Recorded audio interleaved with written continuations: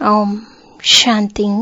आज 11 सितंबर 2020 बाबा के महावाक्य है, मीठे बच्चे, यह ड्रामा का खेल एक्यूरेट चल रहा है, जिसका जो पार्ट जिस घड़ी होना चाहिए वही रिपीट हो रहा है। यह बात यथार्थ रीति समझना है। प्रश्न है, तुम बच्चों का प्रभाव कब निकलेगा? अभी तक किस शक्ति की कमी है? उत्तर है, जब योग में मजबूत होंगे तब प्रभाव निकलेगा। अभी वह जौहर नहीं है, याद से ही शक्ति मिलती है। ज्ञान तलवार में याद का जौहर चाहिए, जो अभी तक कम है।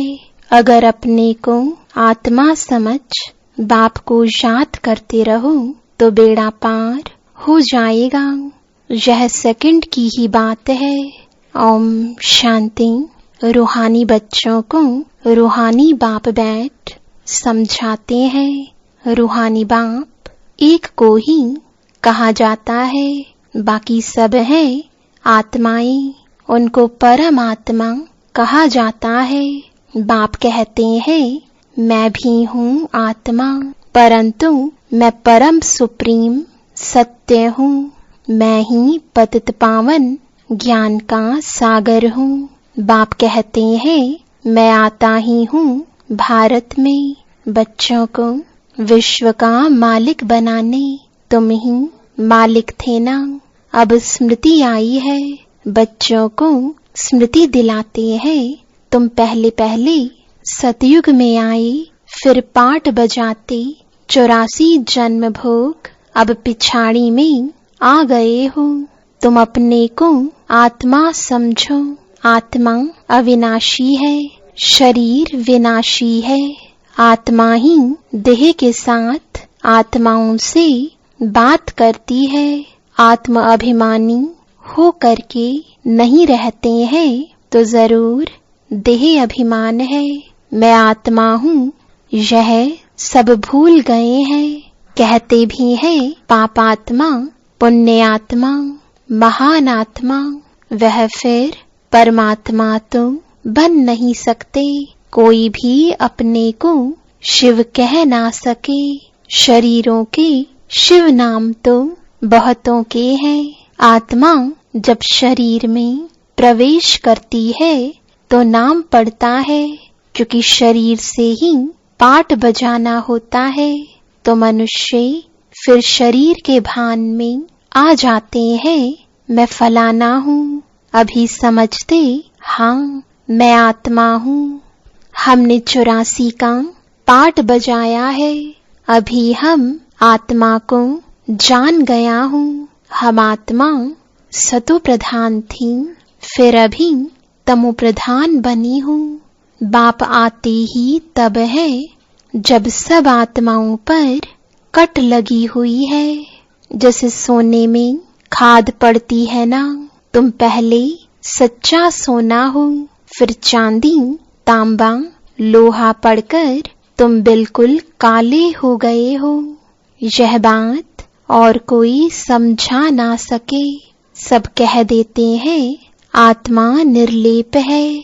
खाद कैसे पड़ती है यह भी बाप ने समझाया है बच्चों को। बाप कहते हैं, मैं आता ही भारत में हूँ। जब बिल्कुल तमो प्रधान बन जाते हैं तब आता हूँ। एक्यूरेट टाइम पर आते हैं। जैसे ड्रामा में एक्यूरेट खेल चलता है ना, जो पार्ट जिस घड़ी होना होगा उस समय फिर रिपीट होगा। उसमें जरा भी फर्क पड़ नहीं सकता। वह है हद का ड्रामा, यह है बेहद का ड्रामा। यह सब बहुत महीन समझने की बातें हैं।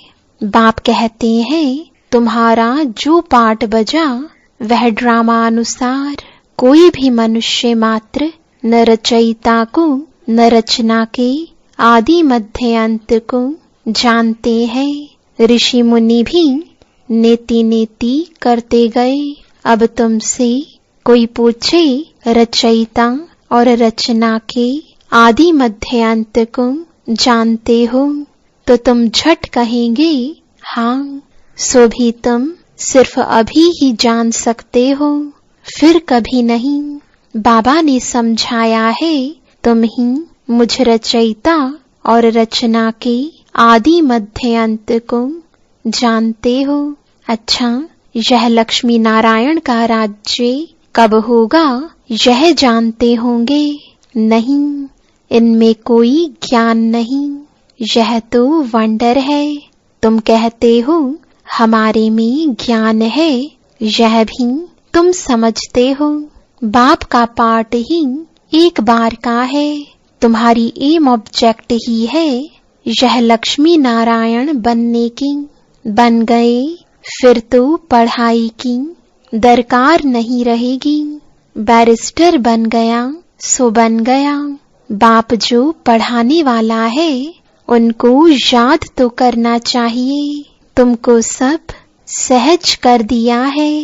बाबा बार बार तुम्हें कहते हैं पहले अपने को आत्मा समझो। मैं बाबा का हूँ। पहले तुम नास्तिक थे, अभी आस्तिक बने हो। इन लक्ष्मी नारायण ने भी आस्तिक बनकर ही यह वर्षा लिया है जो अभी तुम ले रहे हो। अभी तुम आस्तिक बन रहे हो। आस्तिक नास्तिक यह अक्षर इस समय के हैं, वहाँ यह अक्षर ही नहीं, पूछने की बात ही नहीं रह सकती। यहाँ प्रश्न उठते हैं तब तो पूछते हैं रचता और रचना को जानते हो तो कह देते नहीं। बाप ही आकर अपना परिचय देते हैं और रचना के आदि मध्य अंत का राज समझाते हैं। बाप है बेहद का मालिक, रचता। बच्चों को समझाया गया है और धर्म स्थापक भी यहाँ जरूर आते हैं। तुमको साक्षात्कार कराया था। इब्राहिम क्राइस्ट आदि कैसे आते हैं वह तो पिछाड़ी में जब बहुत आवाज निकलेगा तब आएंगे। बाप कहते हैं बच्चे देह सहित देह के सब धर्मों को त्याग मुझे याद करो। अभी तुम सम्मुख बैठे हो, अपने को देह नहीं समझना है।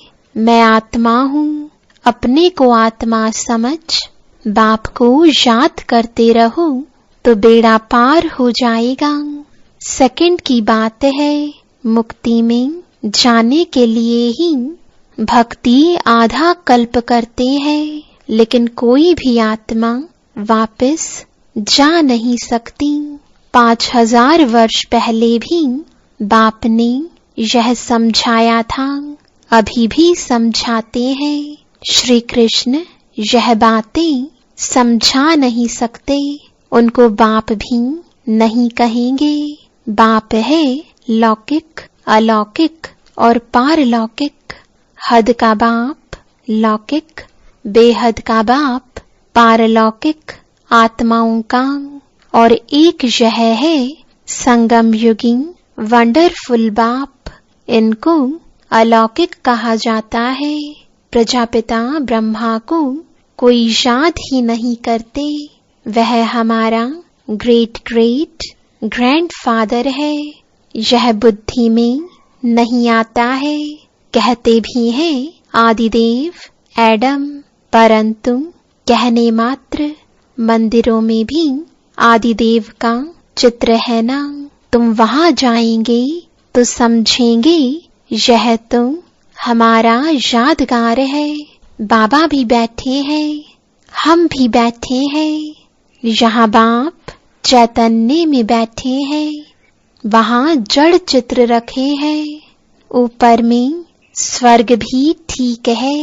जिन्होंने मंदिर देखा है वह जानते हैं कि बाबा हमको अब चैतन्य में राजयोग सिखा रहे हैं। फिर बाद में मंदिर बनाते हैं। यह स्मृति में आना चाहिए कि यह सब हमारे यादगार है। यह लक्ष्मी नारायण अब हम बन रहे हैं। थे फिर सीढ़ी उतरते आए हैं। अब फिर हम घर जाकर राम राज्य में आएंगे। पीछे होता है रावण राज्य। फिर हम वाम मार्ग में चले जाते हैं। बाप कितना अच्छी रीति समझाते हैं। इस समय सभी मनुष्य मात्र पतित है, इसलिए पुकारते हैं, हे पतित पावन, आकर हमको पावन बनाओ। दुख हर कर सुख का रास्ता बताओ। कहते भी हैं भगवान जरूर कोई वेश में आ जाएगा। अब कुत्ते बिल्ली ठिक्कर भित्तर आदि में तो नहीं आएंगे। गाया हुआ है भाग्यशाली रथ पर आते हैं। बाप खुद कहते हैं मैं इस साधारण रथ में प्रवेश करता हूँ। यह अपने जन्मों को नहीं जानते हैं, तुम अभी जानते हो।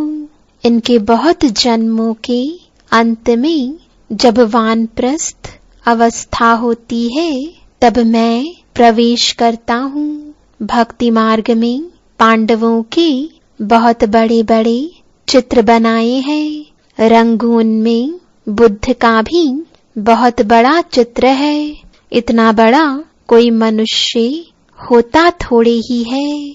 बच्चों को तो अब हंसी आती होगी, रावण का चित्र कैसा बनाया है।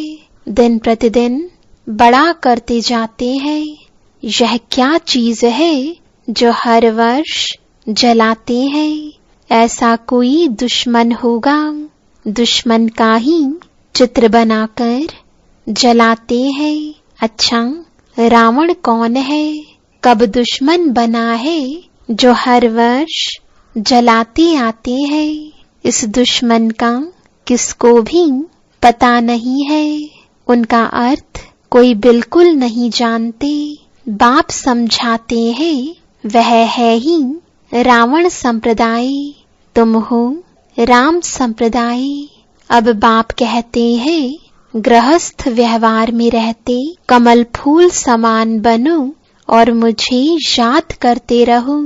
कहते हैं बाबा हंस और बगुले इकट्ठे कैसे रह सकते हैं। खिटखिट होती है सो तो जरूर होगा, सहन करना पड़ेगा। इसमें बड़ी युक्तियां भी हैं। बाप को कहा जाता है रांझू रमजबाज। सब उनको याद करते हैं ना, हे भगवान दुख हरो, रहम करो, लिबरेट करो। वो लिबरेटर बाप सबका एक ही है।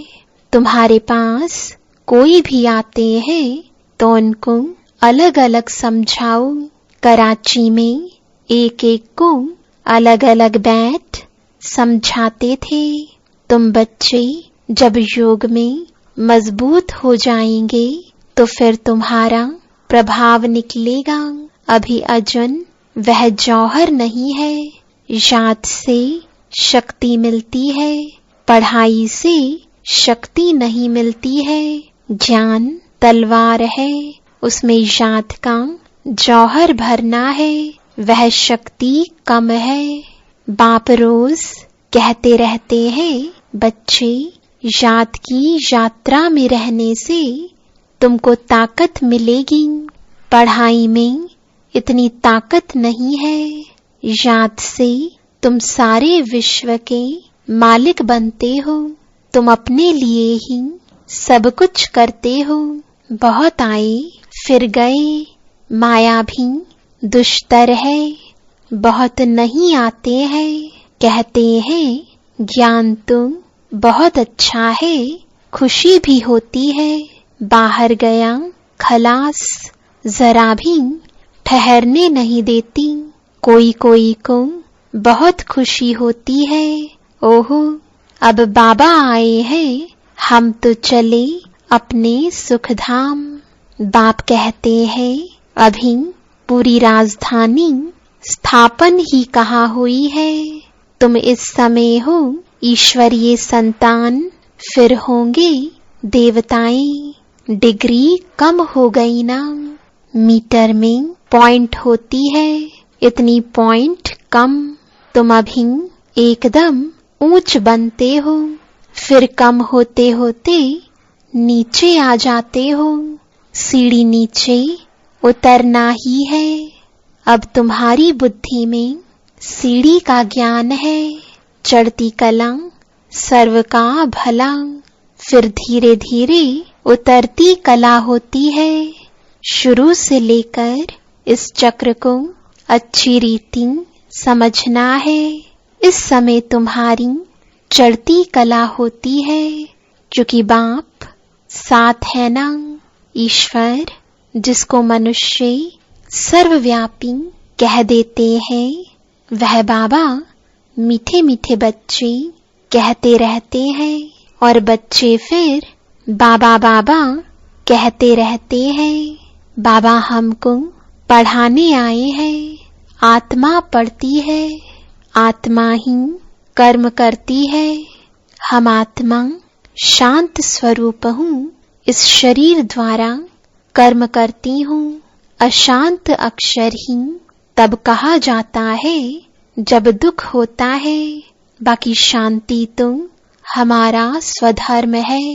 बहुत कहते हैं मन की शांति हो, अरे आत्मा तो स्वयं शांत स्वरूप है। उनका घर ही है शांति धाम। तुम अपने को भूल गए हो, तुम तो शांति धाम के रहने वाले थे। शांति वहां ही मिलेगी। आजकल कहते हैं एक राज्य, एक धर्म, एक भाषा हो, one cast, one religion, one God. अब गवर्नमेंट लिखती भी है वन गॉड है, फिर सर्वव्यापी क्यों कहते हैं? वन गॉड तो कोई मानता ही नहीं है। तो अब तुमको फिर यह लिखना है। लक्ष्मी नारायण का चित्र बनाते हो, ऊपर में लिख दो सतयुग में जब इन्हों का राज्य था तो one God, one deity religion था। परंतु मनुष्य कुछ समझते नहीं है, अटेंशन नहीं देते। अटेंशन उनका जाएगा जो हमारे ब्राह्मण कुल का होगा, और कोई नहीं समझेंगे। इसलिए बाबा कहते हैं अलग अलग बिठाओ, फिर समझाओ। फॉर्म भराओ तो मालूम पड़ेगा, क्योंकि कोई किसको मानने वाला होगा, कोई किसको। सबको इकट्ठा कैसे समझाएंगे? अपनी अपनी बात सुनाने लग पड़ेंगे। पहले पहले तो पूछना चाहिए कहाँ आए हो? बीके का नाम सुना है। प्रजापिता ब्रह्मा तुम्हारा क्या लगता है? कभी नाम सुना है? तुम प्रजापिता ब्रह्मा की संतान नहीं हो। हम तो प्रैक्टिकल में है, हो तुम भी, परंतु समझते नहीं हो। समझाने की बड़ी युक्ति चाहिए। अच्छा, मीठे मीठे सिकिलदे बच्चों प्रति माता पिता बाप दादा का याद प्यार और गुड मॉर्निंग। रूहानी बाप की रूहानी बच्चों को नमस्ते। रूहानी बच्चों की रूहानी बाप दादा को गुड मॉर्निंग और नमस्ते। धारणा के लिए मुख्य सार है। पहला, मंदिरों आदि को देखते सदा यह स्मृति रहे कि यह सब हमारे ही यादगार है। अब हम ऐसा लक्ष्मी नारायण बन रहे हैं। दूसरा, गृहस्थ व्यवहार में रहते कमल फूल समान रहना है। हंस और बगुले साथ हैं तो बहुत युक्ति से चलना है, सहन भी करना है। वरदान है माया के बंधनों से सदा निर्बंधन रहने वाले योग युक्त बंधन मुक्त भव। बंधन मुक्त की निशानी है सदा योग युक्त। योग युक्त बच्चे जिम्मेवारियों के बंधन व माया के बंधन से मुक्त होंगे। मन का भी बंधन ना हो। लौकिक जिम्मेवारी तो खेल है, इसलिए डायरेक्शन प्रमाण खेल की रीति से हंस कर खेलो तो कभी छोटी छोटी बातों में थकेंगे नहीं। अगर बंधन समझते हो तो तंग होते हो, क्या क्यों का प्रश्न उठता है। लेकिन जिम्मेवार बाप है, आप निमित्त हो। इस स्मृति से बंधन मुक्त बनो तो योग युक्त बन जाएंगे। स्लोगन है, करन करावन हार की स्मृति से भान और अभिमान को समाप्त करो। ओम शांति।